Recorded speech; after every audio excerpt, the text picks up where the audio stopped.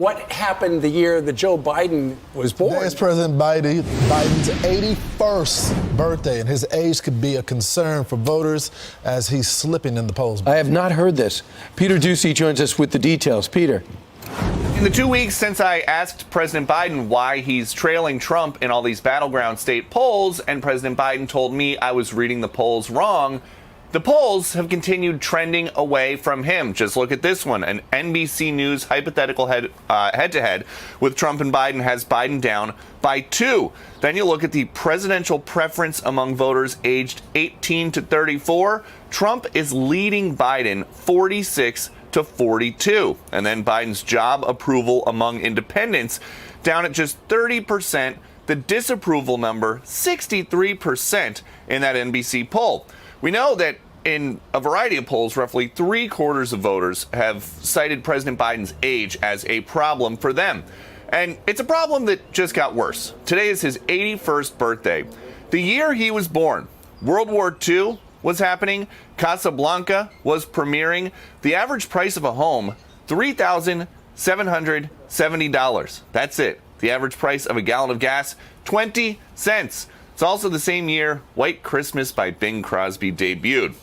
The former Obama election guru David Axelrod has been warning President Biden's age is a legitimate problem for Democrats for months.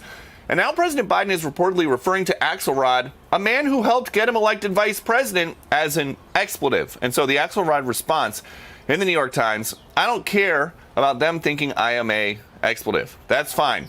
I hope they don't think the polls are wrong, because they are not.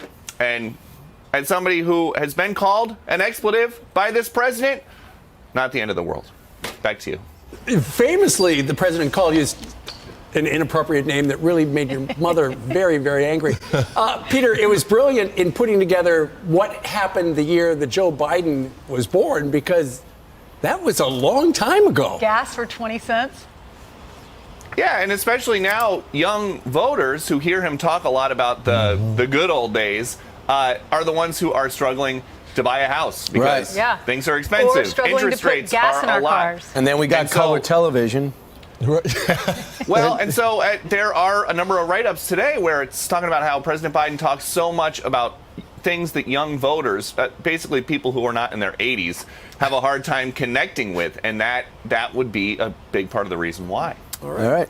Are they going to wheel out a big cake? No Is everybody going to celebration. sing to him today? And then he's going to go pardon the turkey. He's got to go pardon the turkeys, and then he is hitting the road in for Nantucket. a week in Nantucket. Right. Needs to relax. That's a Celebrate. lot Thanks so of much. candles. You know, lots of boxes. The Wall Street Journal says, Thank you, Pete. given Biden's age and obvious decline, running for re-election is an act of profound selfishness. He's selfish. That's why his family this weekend should say, you know, Uncle Joe, time to go. See, you're suggesting an intervention. Yeah. Well, here's the problem with the Biden family. They love being the first family. They're good at And the people- interventions, I imagine. They've probably tried that quite a few times with other members. And the people around him love being friends with the president. Unfortunately, you look at him and it's like, is he really the best we got? Don't worry, Sounds like Kamala's there in it case sounds of like emergency. A repeat, though, of Barack Obama telling him in 2016, Joe, you really don't have to do this. Yeah, because he picked Hillary. How about our president has to have a bubble wrap strategy? It's being reported that there's a bubble wrap strategy to make sure he doesn't fall. Right. Well, that's good. One fall and he's out. He'll look like the Michelin Man. Right. Just saying.